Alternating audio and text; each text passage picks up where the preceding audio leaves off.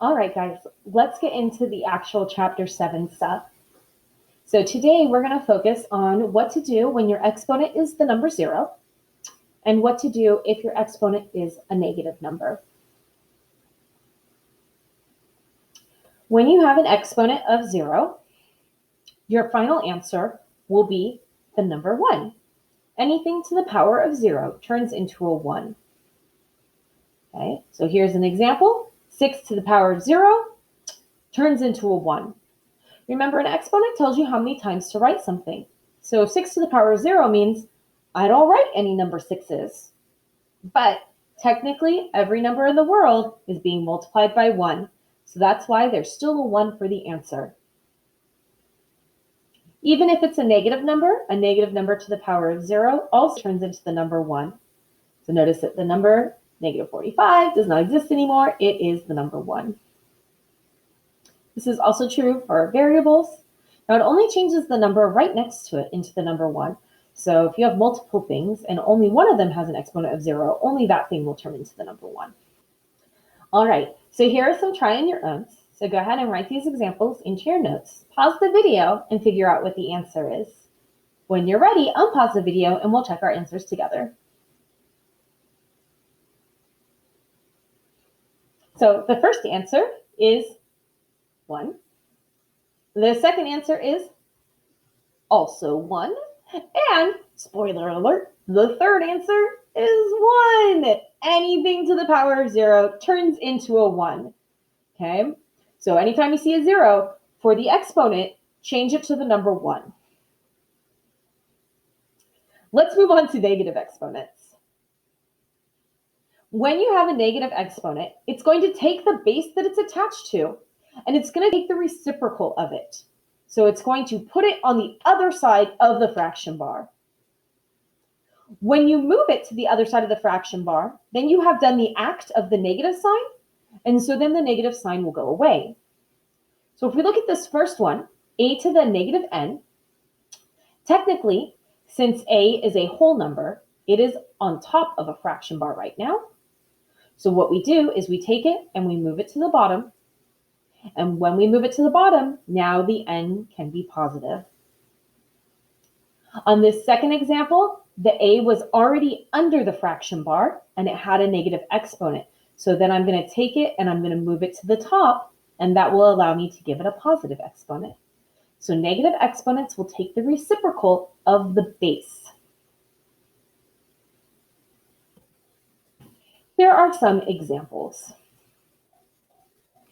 So in this problem, I have 3 to the power of negative 2. That does not make a negative answer. That does not make a negative 6.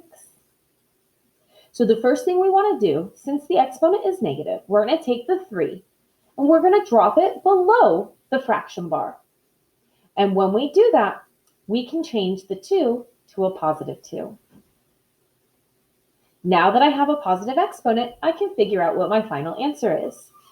3 squared is 9, and that is below the fraction bar, so my final answer is 1 over 9. Negative exponents give us fraction answers, not negative answers, fractions.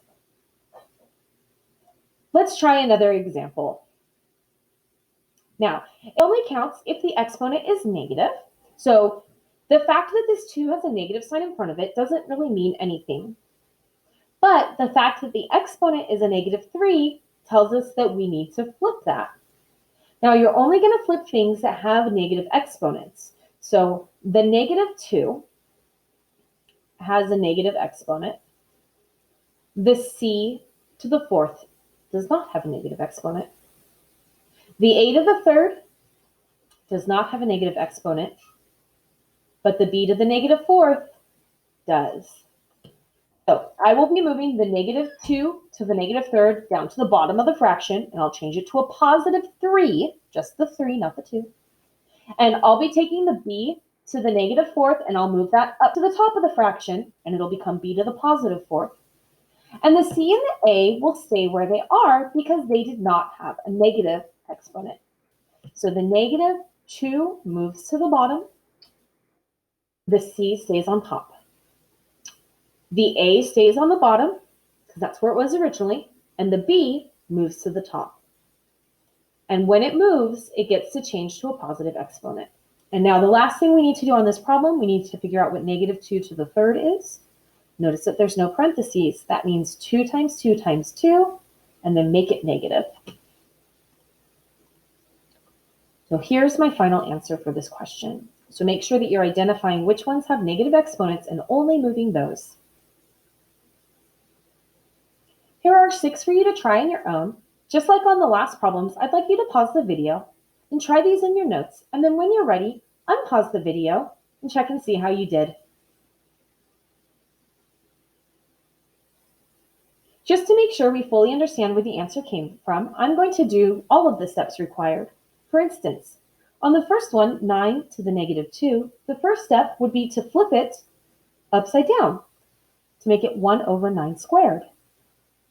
Then 9 squared is 81. The final answer is 1 over 81, not negative 81. Those are not the same.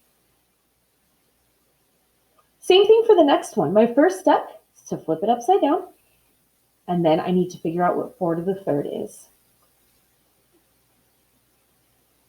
For the next problem, again, we'll flip it upside down. It's important that you keep the parentheses around the negative 4. And when you flip it upside down, only the 2 will change to positive. The base stays the negative 4. Only the exponent changes its sign. And we talked about this earlier today. A negative number squared turns into a positive. Let's take a look at the other 3, which have variables. On my first one, only the n has a negative exponent, so it's going to move to the bottom of the fraction with the m. Now, since there's nothing else on top of the fraction, I do need to put a placeholder of 1 there. In the next problem, my a is going to move up top with my 2. Since there's nothing on the bottom of the fraction bar anymore, this is no longer a fraction and can be written as a whole number. Finally, on my last example, only the c has a negative exponent. The 4 and the b don't even have exponents. So only the c will move below the fraction bar, and the 4 and the b will stay on top. This concludes our notes for today.